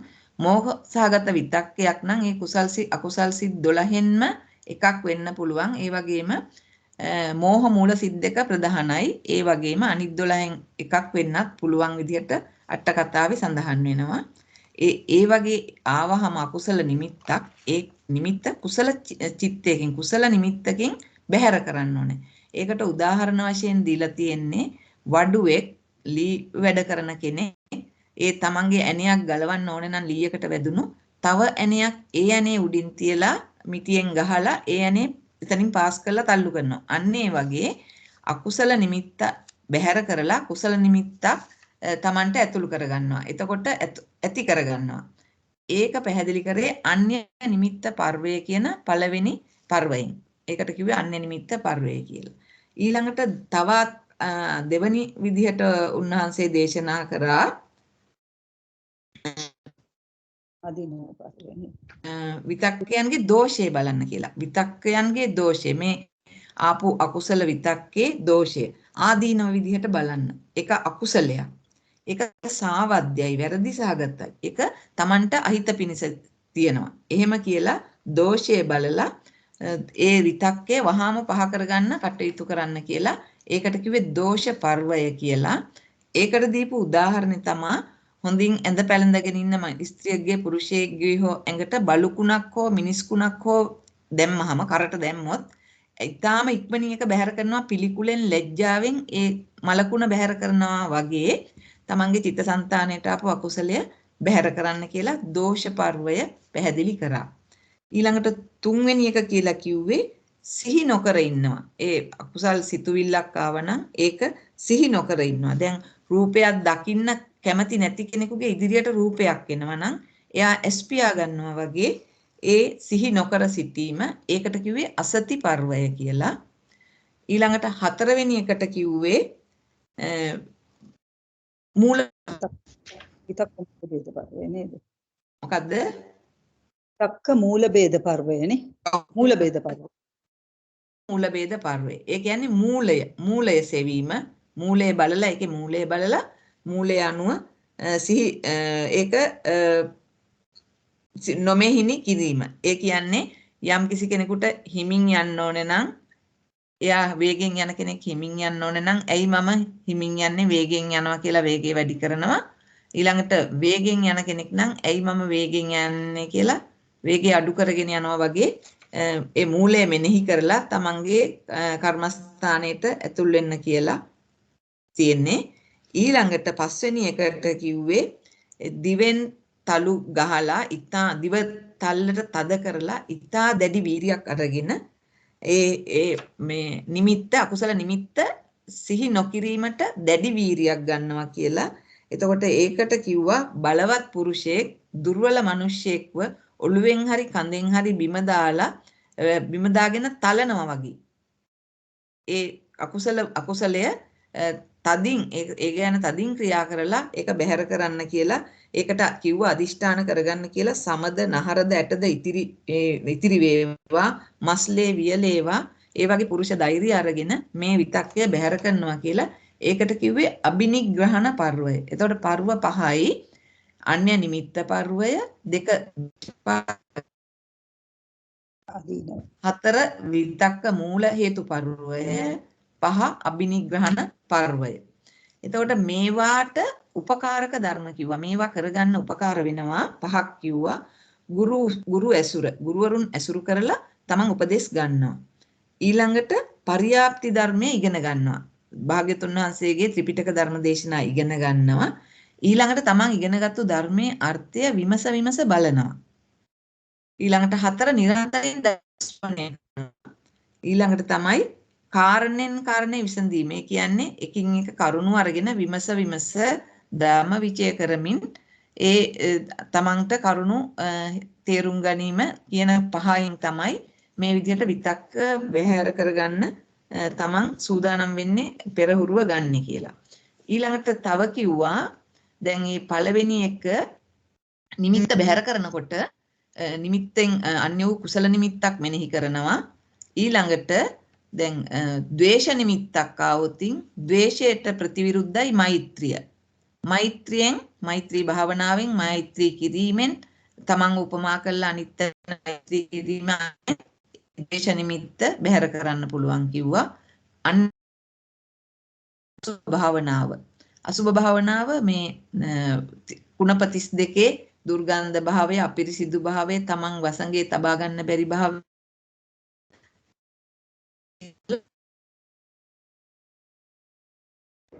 ඊළඟට සංස්කාර පුද්ගල ඒවා ධාතු මනසිකාරෙන් ධාතු ස්වභාවයක් පඨවි ධාතුවට මේක මේ ආපෝ ධාතුව වෛර කළ යුතු දෙයක්. ඒ ආකාරයට ධාතු මනසිකාරය කරන්න කියලා කිව්වා. ඊළඟ යුක්ත විතර්ක එනවන ගුරු ඇසුරු දැනුමෙන් ඒක බැහැර කරන්න කියලා කිව්වා. ඒ ටික තමයි සාරාංශ වශයෙන් සූත්‍රයෙන් මම ගත්තේ. සුනිත මහත්මිය තව මොකක් එකතු කරන්න තියෙනවද? තෙරුවන් සරණයි. ඔබතුමියට බොහොම පින් ඇත්තරම ශ්‍රීමති මහත්මිය කාරණා ටික පැහැදිලි කරාට මේ ඔබතුමියගේ සමහර තැන්වල වචන ටික මේ වචන ඇහෙන්නේ නැහැ. මම දන්නේ මටද අනිකයටත් එහෙමද කියලා. මේක එක ස්ථානයක් මමත් දැන් ඒ මහත්මිය මේක පෙන්වු කරපු නිසා මම පෙන්වන්නම්. දැන් අපිට මෙතන කකචුම්බම උපමාව ගෙනල්ලා දක්වනවා මේ දෝෂය. ඒ කියන්නේ අර නිමිති ලෝභ දෝෂ මෝහ. ඒ කියන්නේ ද්වේෂය නිසා උපදින ස්වභාවයට විතක්කේ අයින් කරන්න කකචුම්බම උපමාව වශයෙන් මෙත්තඩිය යුතුය කියලා. ඉතින් කකචුම්බම උපමාව හැම තැනම අපිට ගන්න පුළුවන්. පස්සාකාර කකචූපමයක් පෙන්වන්නේ අපිට කියනවා එක සැරයක් අපේ සාවද්දේ අපි වැරද්දක් නැතුව කවුරුත් දෝෂ ආරෝපණය කරනවා නම් ඒ අපි තරහ ගන්න නැති වෙනවා. වැරද්දක් තියෙන වෙලාවේ අපිට බැන්නත් අපි තරහ නැතුව ඉන්නවා. නොදකින දෙයට බැන්නත් අපි තරහ නැතුව ඉන්න ඕන. ඇත්තටම මේ ආකාරයෙන් පස් ආකාරයට කියනවා මේ කකචූපම උපමාව ඉතාම ලස්සනයි හැමතැනම. එතන තව ලස්සන එකක් කියනවා අපි සත්වයේ කෙරෙහි දෝෂ අපිට බයිරයක් ඇති වුණා නම් අපි මෛත්‍රී භාවනාව කරනවා ඒ සත්ත්ව පරම්පරාවට. ඒ කියන්නේ අපි සත්ත්ව කියන්නේ මෛත්‍රිය පතුරවනවා ඒ ආකාරයෙන්. දැන් අපිට එනවා ද්වේෂයක් ඇති වෙනවා අර දස ප්‍රකාර පටිගේ දසවෙනි එක. ඒ කියන්නේ මේක කකුල වෙන තැනක වැදිලා ආස්ථාන පටිගේ. අන්න ඒ වෙලාව මේ පඨවි ධාතුව පඨවි ධාතුව, ආපෝ ධාතුව මේ වගේ පණ නැති වස්තුවකට අපි කිපෙන්නේ. ධාතු මනසිකාරය මෙතන මෙනෙහි කරන්න කියනවා. යලි කණු කටු තන පඬරා ආදී ද්වේෂයේ උපන් කල්හි. දැන් මේක අපිට හිතන්න පුළුවන්ද මේ විදිහට ඇයි ද්වේෂය උපදින්නේ? අපි හිතමු වාඩි වෙලා ඉන්න ඒ යෝගාවචරයට ඒ දාපු එයා වාඩි වෙන්න දාපු තනවල කටු නැත්නම් ඒ ස්පර්ශය නිසා එයාට යම්කිසි පටකයක් උපදිනවා. අන්න ඒ වගේ ඒ ස්වභාවයෙන් වටපිටාවෙන් ඒ විදිහට එනවනම් මෙයා කිපෙන්න යන්නේ මොනවටද? පඨවි ධාතුවටද? ආපෝ ධාතුවටද? මේ විදිහට ඒ සතර මහා භූතයන්ට කිපෙනවද? මේ විලාවට ධාතු මනසකාරයේ තුලින් ද්වේෂය ප්‍රහීන කරන්නයි කියනවා. මේකේ ඉතින් අට කතාවේදී ඊටාම් ගැඹීරව මේ කාරණා ඇතුළත බහිනවා. එතකොට අපිට මේ අට කතාව පරිශීලනය කරොත් ඊටාම අලංකාර ස්ථාන ගෙන හර දක්වන්න පුළුවන්. ඊට පස්සේ එතන අසුබේට ඒ කියන්නේ ලෝභයේ ඉපදිලා ඡන්ද රාගයක් උපදින කල්හි අපි හිතමු මොහුගේ අත්තෝ පාහෝ හොබනාහුය යනාදී ක්‍රමෙන් සත්‍යයන් කෙරෙහි ලෝභය ආශාව කාම රාගයේ උපන් කල්හි අසුබ වශයෙන් කල්පනා කළ යුතුය. කුමක් කෙරෙහිය? ඇලුනේද? කේශයන්හි ඇලුනේ වෙයි. ලෝමයන්හි ඇලුනේ වෙයි. මූත්‍රයයි ඇලුනේ වෙයි. මේ ආත්ම භාවයේ නම් 300ක් ඇට වලින් ඔසවන ලද්දේ. එතකොට මේ කය හැදිලා තියෙන්නේ ඇට 300කින්. 900ක් නහර වලින් බඳනා ලද්දේය. මාංශ පේශී 900ක් අනුලිප්ත්‍ය තෙත් සමින් හාත්පස වසන ලද්දේය. සිවියෙන් වසන ලද්දේය. නව වන දුරින් නවානු දාසක් රූම කූපයන්ගේන්ද අසූචි වැගිරෙයි. ඇටි සැකලි වලින් පූඩිතය ගඳය පිළිකුල්ල ජුගුත්සිත්‍ය දෙතිස් කුණපයන්ගේ ඒ සමූහය මෙහි සාරයක් වූ උතුම් බවක් නැතයි. මෙසේ අසුබ වශයෙන් සිතන්නහුට සත්‍යයන් කෙරෙහි උපන් ආශාව ප්‍රහීන වෙයි. අසුබ වශයෙන් මෙහි කිරීම ඒ නිමිත්තෙන් අන්‍ය නිමිත්තයි. පාත්‍රා සිවුරු ආදී සංස්කාරයන් පිළිබඳව ආශාව උපන් කල්ලි. දැන් මෙහෙම කියලා මේ සත්ත්ව ස්වභාවයෙන් ඉස්සලා කියලා ඊළඟට කියනවා මේ පාත්‍රා සිවුරු ආදී සංස්කාරයන් පිළිබඳව ආශාව උපන් කල්ලි. ඒකට ආශාව උපදින්න පුළුවන් ඒ අපි සත්ව ප්‍රජාව වශයෙන්, ඒ කියන්නේ ප්‍රාණීන් වශයෙන් අපිට යම් කිසි සිද්ධ වුණ දෙයක්. ඊට පස්සේ පාත්‍රා සිවුරු සංස්කාර ධර්මයන්, ඒ පණ නැති ධර්මයන් ආසාව උපන් කල්ලි දෙපරිද්විම්ම සංස්කාර මධ්‍යස්තව උපදවානුයි. සතිපට්ඨාන වර්ණාවේ කී ආකාරයෙන් අස්වාමික తాවකාලික භාව වශයෙන් මෙනෙහි කරනොත් එය ප්‍රහීන වෙයි. එහෙයින් අනිත්‍ය වශයෙන් මෙනෙහි කිරීමෙන් ඔහුගේ අන්න නිමිත්ත වෙයි. ඒ වගේ වෙනකොට අනිත්‍යය මෙනෙහි කරන්න ඕන. සත්‍යයන් කෙරෙහි ආඝාතයේ උපන් කල්ලි ක්‍රෝධය ඉවත් කර ගැනීමට කපචූපම උපමාව අපි දැන් ඉස්සෙල්ලා කතා කරා. උන්න විදියට ඒ අට කතාවේදී මේ කාරණා ටික පැහැදිලි කරනවා. ඇත්තටම මේ සූත්‍රය අපි බැලුවාම කාරණා පහේවා ගානක් ගොඩ කරලා තිබුණට අපිට බලන්න මේකේ තියෙන ගැඹිරත්වය. එතකොට කියනවා ඒවම් මේ සුතම් විතක්ක සංඨාන සූත්‍රයයි එහි අධිචිත්ත මනියුක්තේ දස කුසල කර්මපත වශයෙන් උපන් සිතමයි. එතකොට දස කුසල කර්මපත සිත තමයි සාමාන්‍ය කුසල සිත. එතකොට මේ කුසල සිතට අභිභව යන සිත තමයි අර ඒ සිතේ උපදින්නා වූ ඒ විදර්ශනාමය ස්වභාවය. ඊට උඩින් යනවා විදර්ශනා පාදක වූ අෂ්ට සමාපatti චිත්තය. මේ විදර්ශනා පාදක අෂ්ට සමාපatti චිත්තය ගැන අපිට බොහෝ සූත්‍රවල පස්සේ ආපු සූත්‍රවල නිතරම කතා කරා මේ සිත ඒ කියන්නේ බුදුරජාණන් වහන්සේ වර්ණනා කරේ ඒ අර්පණා චිත්තය විදර්ශනා පාදක වුණොත් පමණයි. ඒ කියන්නේ ශාන්ත භාවයට නැත්නම් ditta ධම්ම සුඛවර විහරණයට ධාන සමාපත්තියේ වටිනාකමක් නැහැ. ඒක අර හරියටම මායාගේ මාර දෙය ස්වභාවයමයි ඒ වෙ තියෙන්නේ. මාර දෙය මච්චු දෙය ස්වභාවයමයි තියෙන්නේ. ශාන්ත සුඛ විහරණය නොත් ditta ධම්ම සුඛ විහරණයට අර්පණා සමාධියක වටිනාකමක් නැහැ. හැබැයි ඒ වටිනාකම එන්නෙම ඒක විදර්ශනා පාදක අෂ්ට සමාපත්තිය වෙනකොටමයි. ඔන්න ඒ ටික තමයි මටත් කියන්න ඕන තිබුණේ. ඔබතුමාලාට සාකච්ඡා කරන්න පුළුවන්.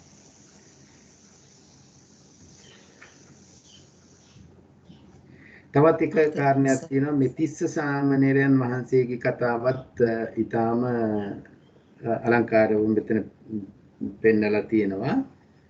උදාහරණ වස්තුවක් දීලා තියෙනවා. තිස්ස සාමණේරයන් වහන්සේ උපාධ්‍යායන් වහන්සේ තිස්ස සාමණේරයන් වහන්සේගේ උපාධ්‍යායන් වහන්සේ. මේක තියෙන්නේ අට කතාවේ අන්‍ය නිමිත්ත කියන අවස්ථාවට.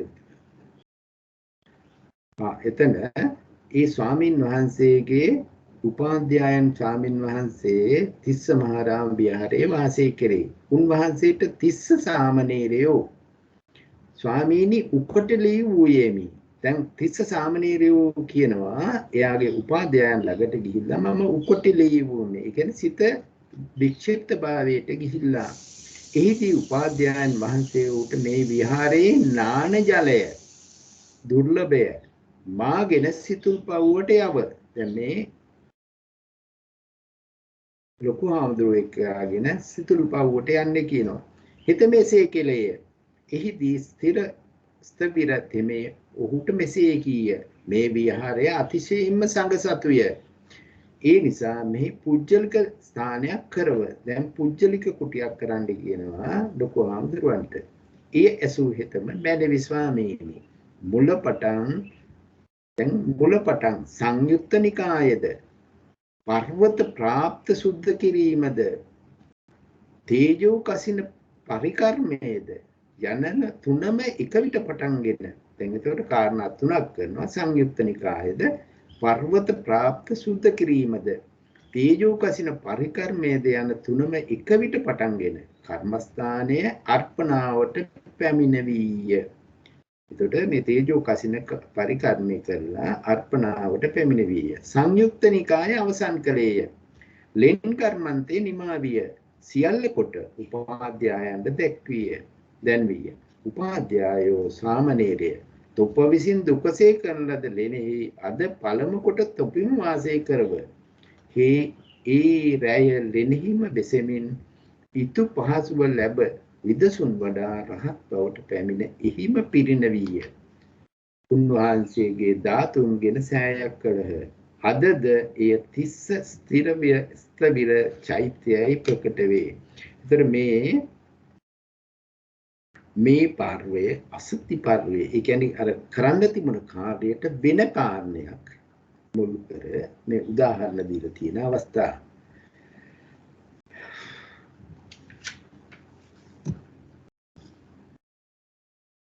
ඒකට නේද? ඔව්. අසත්‍ය මනස්කරෝ ඔව්. වෙන දෙයක් සීකිරීමේ කටයුත්ත සඳහා. වෙනත් කාරණයක් මහත්මයාත්මින්ට විස්තර කරන්න තියෙනවා නම් එකතු කරන්න තියෙනවා නම් කරුණාවෙන් එකතු කරන්න. ගුවන් සර්ණයි බොහොම දේශනාව කියලා දුන්නා මම හිතන්නේ. විශේෂ අහන්න තව දෙයක් නැති තරම් හොඳින්ම විස්තර කරලා දුන්නා. ඔබතුමාත් අපේ ලක්ෂ්මී මහත්මියත් සියලුම දෙනා තාම අපිට හොඳටම තේරුණා. දෙවනි පාර අහපු හින්දා ඇත්තටම බොහොම හොඳින්ම තේරුණා. ඇත්තටම දැන් අපි මේ මජ්ක්‍ධිම නිකායේ සූත්‍ර කරාට මම සමහර වෙලාවට කල්පනා වෙනවා අපි මජ්ක්‍ධිම නිකායේ සූත්‍රය කරේ අට කතාවත් පෙළත් අරගෙන ඒකේ තියෙන ධර්ම කාරණා වෙන වෙන ගැන දක්වීමේ සමහර විට මේකේ කාරණා එක් ස්වාමින් වහන්සේ ඉතින් දක්ෂ ස්වාමින් වහන්සේ කෙනෙකුට මේකේ කාරණා තුලින් බොහෝ කාරණා ගෙන හැර දක්වන්න පුළුවන්. ඒකින් දැන් මේක සියල්ල සිදු වුණායි කියලා කල්පනා කරන්න එපා. මේ කාරණා තුල තවත් බොහෝ කාරණා තියෙනවායි කියන කල්පනා කරන්න. මේ මොකද අපිට අපේ දන්නා ස්වභාවය අපිට ඒක තේරුම් කිරීමේ ස්වභාවයට වඩා ඊටාම දක්ෂ ඊටාම ලංකාර විදිහට තේරුම් කරන්න පුළුවන් ස්වාමීන් වහන්සේලා ඉන්නවා. අපි දැක්කොත් එහෙම පේනවා කුමාර කාශ්‍යප හාමුදුරුවෝ නැත්නම් අපේ ලබනෝරුවේ ලොකු හාමුදුරුවෝ එතකොට නායෝනේ හරි ධම්මහාමුදුරුවන්ගේ මේ සූත්‍රයක් අහලා බලන්න අපි ගියපු තැනට වැඩිය බොහෝම තැන් වලට ගිහිල්ලා තියෙනවායි කියලා පැහැදිලි කරන්න දැනගන්න පුළුවන්. ඒකත් මම කියන්න හිතුවා මේ සියල්ල නෙවෙයි අපි යම් කිසි තැනකට එළඹුණා පමණයි හරියට මහා සාගරයකින් දිය දොතක් නැත්නම් දිය හැන්දක් ගත්තා වගේ තවත් මේ ධර්ම සාගරයේ තව බොහෝම තියෙනවායි කියන එක අපි මනසට ගත්තොත් ඉතාම හොඳයි. උස ඒක ඇත්ත ඒ වුණත් අපිට මං හිතන්නේ බොහොම හොඳ නිරාමිස ප්‍රීතියක් ලබන්න පුළුවන් පෘථග්ජන පුද්ගලයෝ විදිහට මේ තාක් දුරට කරනවා කියන එක අට කතාවයි පෙළයි දෙකම අරගෙන පුළුවන් උපරිමයෙන් අපි පහදලා දෙනවන්නේ නේද සර්? ඒක හරි ලොකු දෙයක් නේ. එමයි අනික එක අපිට දේශනා ස්වභාවයක් දැන් බොහෝ අයට දේශනා කිරීමට ආසාවක් ඇති වෙලා තියෙනවා දේශනා කිරීමට දක්ෂතාවයක් ඇති වෙලා තියෙනවා තේරුම් කිරීමේ දක්ෂතාවයක් ඇති වෙලා තියෙනවා ඒක ඊටාම වාග්යක්. ඔව්. එහෙමනම් අපි ශ්‍රීපති මාත්මිය තවත් කාරණා තියෙනවා නම් අපිට කතා කරන්න. ඔව් ඇත්තටම අත ගහන්නවත් බය කාර්යයක් මේක.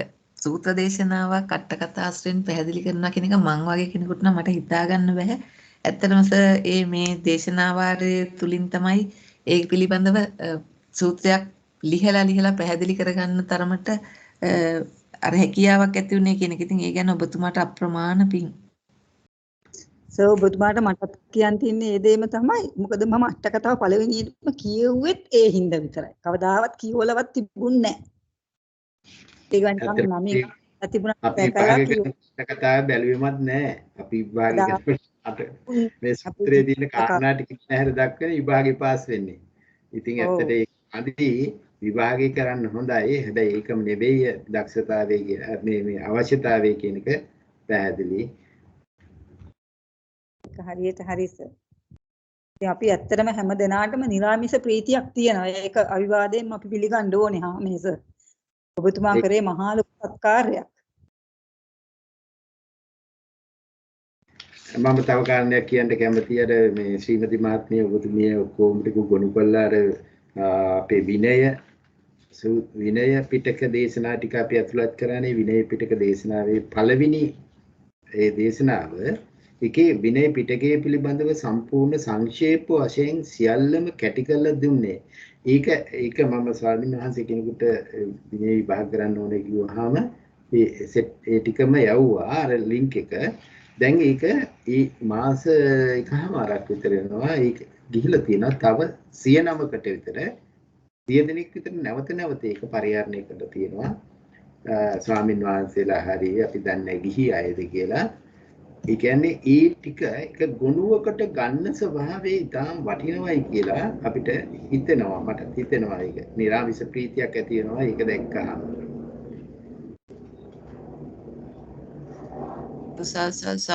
මේ ඇත්තටම අපිට ගිහි අයට ඔය මම හිතන්නේ මට ලැබුණු පළවෙනි අවස්ථාව විනය පිටකය පිළිබඳ අධ්‍යයනය කරන්න. ඒ ගැනත් ඔබතුමාට විනිත මහත්මියට අප්‍රමාණ කෘතවේදී වෙනවා.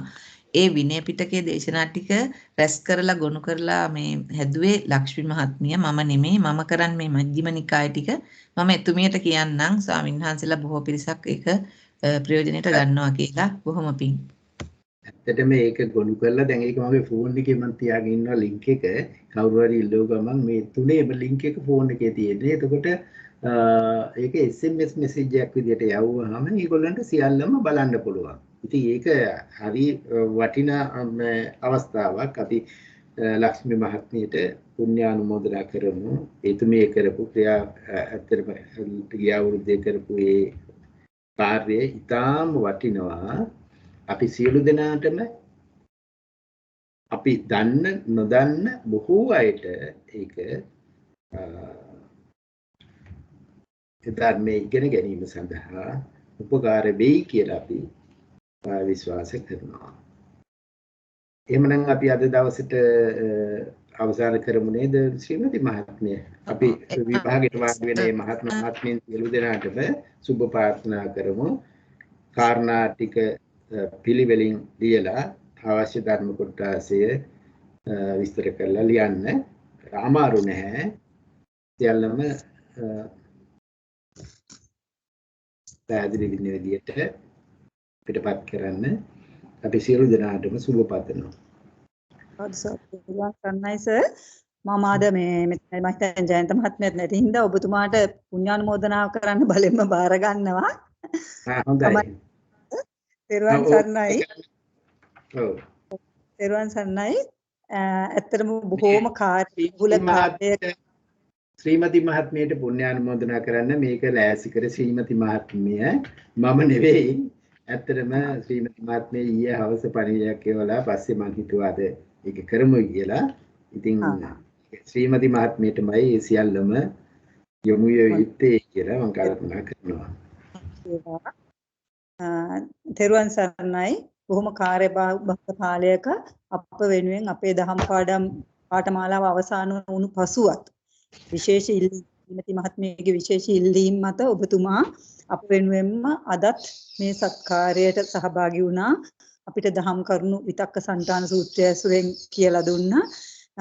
දෙවනි වරටත් කියලා දීලා අපිට නැවත වරක් ඒක බොහොම හොඳින් සිත් සතන්හි läග ගන්නටම රැඳෙන්නටම හේතු වාසනා වුණා. ඒ හින්දා මං හිතන්නේ විභාගය කරන්න නියමිත සියලුම දෙනාට මහෝපකාරී වෙයි.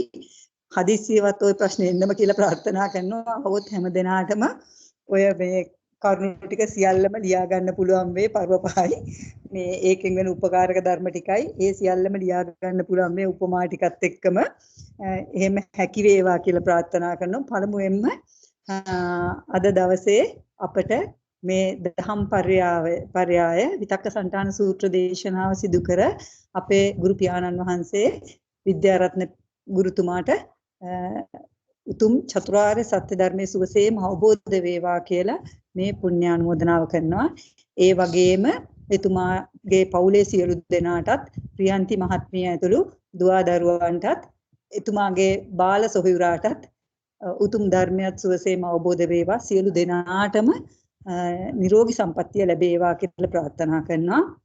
අපේ මේ සූත්‍ර දේශනාවේදී අපිට නැවත වරක් කරුණු වශයෙන් සියල්ල කියා දුන්න ශ්‍රීමති මහත්මියටත් මේ සූත්‍රය අලුතෙන් අපිට අහන්න ඉල්ලීමක් කර ශ්‍රීමති මහත්මියටත් ඒ වෙනුවෙන් තමයි අපිට දෙවෙනි වරටත් මේක අහන්න අවස්ථාව ලැබුණේ. නැවත වරක් පුණ්‍යානුමෝදනා කරනවා. ශ්‍රීමති මහත්මියගේ දහම් ධර්ම තව තවත් වර්ධනය වේවා. සියලු බලාපොරොත්තු ඉෂ්ට සිද්ධ වේවා. උතුම් ධර්මයේ සුවසේම අවබෝධ වේවා කියලා අපි ප්‍රාර්ථනා කරනවා. මම හිතන්නේ අපේ මේ ධර්ම සාකච්ඡා පන්තිය මෙතනින් නිම වෙන එකක් නෑ. දිගින් දිගටම යන හොඳ කල්යාණ මිත්‍ර සංසදයක් අපිට ගොඩ නැගිලා තියෙනවා. ඒ වෙනුවෙන් අපිට මඟ පෙන්නපු විද්‍යාරත්න ගුරුතුමා අපේ වෙස්සබු ස්වාමීන්ද්‍රයන් වහන්සේ ඇතුළු ජයන්ත රත්නායක මහත්මයා, ලසිල් කල්බොයිල මහත්මයා, ශ්‍රීමති මහත්මිය, විනිතා මහත්මිය, තේජා මහත්මිය ඇතුළු අපේ නන්දසේන ගුරු පියාණන් ඇතුළු අපේ මේ සහභාගී වෙන සියලුම දෙනාට උතුම් ධර්මයේ සුවසේම අවබෝධ වේවා කියලා ඊට සිතින්ම ප්‍රාර්ථනා කරනවා. අපි එහෙනම් සියලුම දෙනාට මේ විභාගයට වාඩි වෙන්න ඉන්න සියලු දෙනාටම හොඳින්ම ධම්මැස පැහැදිලා ධර්ම කරුණු නිවැරදිව ගලපගෙන ලියා ගන්න ශක්තිය ධෛර්යයම ලැබෙන්න සම්‍යක් දෘෂ්ටික දෙවියන් වාදේ ලැබේවා කියලා අපි සම්‍යක් දෘෂ්ටික දෙවි දේවතාවුන්ට පුණ්‍යානුමෝදනා කරමු. එත්තාවතා චම්හෙහි සම්භතං පුඤ්ඤ සම්පදං සබ්බේ දේවා අනුමෝදන්තු සබ්බ සම්පත්ති සිද්ධියා සබ්බේ භූතා අනුමෝදන්තු සබ්බ සම්පත්ති සිද්ධියා සබ්බේ සත්තා අනුමෝදන්තු සබ්බ සම්පත්ති සිද්ධියා ආකාසට්ඨා ච බුම්මට්ඨා දේවා නාගා මහිද්దికා පුඤ්ඤන්තං අනුමෝදිත්වා චිරන් රක්ඛන්තු සම්බුද්ධ ශාසනං චිරන් රක්ඛන්තු සම්බුද්ධ දේශනං චිරන් රක්ඛන්තු සම්බුද්ධ ශ්‍රාවකන්ති. මියගේ ඥාතින්ව සිහිපත් කරගමු. ඉදම් වූ ඥාතිනං හෝතු සුඛිතා හුන්තු ඥාතයෝ ඉදම් මේ ඥාතිනං හෝතු සුඛිතා හුන්තු ඥාතයෝ ඉදම් මේ ඥාතිනං හෝතු සුඛිතා හුන්තු ඥාතයෝ. අපේ ප්‍රාර්ථනා ගාතාව කියමු. ඉමිනා පුඤ්ඤ කම්මේන මාමේ බාල සමාගමෝ සතං සමාගමෝ හෝතු යාව නිබ්බානපත්තියා. සිත කය වචනේ සමා කරගමු. කායේන වාචා චිත්තේන පමාදේන මයා කතං අච්චයං කමමේ භන්තේ භූරි පඤ්ඤ තථාගත අච්චයං කමමේ ධම්ම සම්දිත්තිකා කාලික අච්චයං කමමේ සංඝ සුපටිපන්න අනුත්තර. අපි ප්‍රාර්ථනා කරමු. ධම්මේ පුඤ්ඤ කම්මං ආසවක්ඛ්‍යාවහං හෝතු ඉදම්මේ පුඤ්ඤ කම්මං ආසවක්ඛ්‍යාවහං හෝතු ඉදම්මේ පුඤ්ඤ කම්මං ආසවක්ඛ්‍යාවහං හෝතු සබ්බ දුක්ඛා පමුජ්ජතු.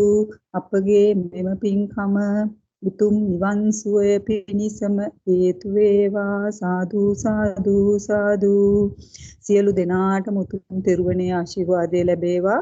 විභාගයට වැඩි වෙන සියලුම දෙනාට ඊටාම හොඳින් ඒ ධර්ම කරුණු ගොනු කළා ලියා ගන්න හැකියාව ශක්තිය ධෛර්යයම ලැබේවා. සියලු දෙනාටම උතුම් චතුරාර්ය සත්‍ය ධර්මයේ සුවසේම අවබෝධ වේවා. නැවත වරක් අපේ පින්වත් විද්‍යාරත්න ගුරුතුමාටත් ශ්‍රීමති මහත්මිය ඇතුළු සහභාගී වූ සියලු දෙනාටත් ප්‍රියන්ති මහත්මියටත් ආශිර්වාද කරමින් අපි මේ ධම්ම සභා මණ්ඩපයෙන් සමුගන්නවා. තෙරුවන් සරණයි. සාදු සාදු.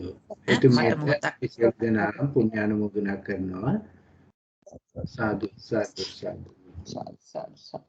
ඇත්තටම අද අපිට මේ වෙලාවට විද්‍යාරත්න ගුරුතුමා සම්බන්ධ වුණේ ඊටාම බාරදූර වගකිය යුතු අවස්ථාවක ඉඳගෙන අපි පළමු කොටම ඊටාම කෘතවේදීව নমස්කාර පූර්වකව ඔබතුමාට පින් අනුමෝදන් කරනවා. මේ සියලු පින් ඔබතුමාට නිදුක් නිරෝගී දීර්ඝායුෂ භාවය පිණිසත් ඒ වගේම පතන උතුම් බෝධියකින් සුවපහසුවෙන් චතුරාර්ය සත්‍ය අවබෝධ කරගන්නටත් හේතු වේවා වාසනාව වේවා. ඒ වගේම ඔබතුමාගේ සහෝදරතුමාට ත්‍රිවිධ රත්නයේ සතු අනන්ත පරිමාණ ගුණ බලෙන් ඔබතුමා ශාසනයට කරන්නා වූ මේ සේවාවල සියලු ගුණ බලෙන් අපි ධර්ම ශ්‍රවණමය වශයෙන් කරන්නා වූ සියලුම කුසලානිසංස වල බලෙන් නිදුක් නිරෝගී සුවපත් දීර්ඝායුෂ වේවා. වේදනාව අඩු වේවා. ගන්න ප්‍රතිකාර වලින් ඒකාන්තයෙන්ම සුවයක් සහනයක් සනීපයක් ලැබේවා. එතුමාගේ චිත්ත ශක්තිය ප්‍රකෘතිමත්ව තියාගන්න එතුමාට ධෛර්ය ශක්තිය ලැබේවා. මානසික කායික වීරිය ලැබේවා. ඉතා ඉක්මනින් සුවපත් වේවා කියලා ප්‍රාර්ථනා කරනවා. ඒ වගේම සම්බන්ධ වුණු කල්යාණ මිතුරු මිතුරියන්ට මේ සාකච්ඡාව මේ සාර්ථක කරගන්න ඉතාම කෙටි දැන්වීමකින් ඊයේ දන්නපු දැන්වීමෙන් සම්බන්ධ වුණා. ඔබ සැමටත් අප්‍රමාණ පින් සිදු වේවා. චතුරාර්ය සත්‍ය අවබෝධය පිණිසම හේතු වේවා වාසනාව වේවා. සුනිත මහත්මිය ඔබතුමියගේ සම්බන්ධ වීම අපිට ඉතාම වටිනා දෙයක්. විශේෂයෙන් ඔබතුමියට කෘතවේදී වෙනවා. තෙරුවන් සරණයි. තෙරුවන් සරණයි සියලු දෙනාටම. තෙරුවන් සරණයි. තෙරුවන් සරණයි සර්. ශ්‍රීමති මහත්මිය තෙරුවන් සරණයි හැම දිනාටම. තෙරුවන් සරණයි.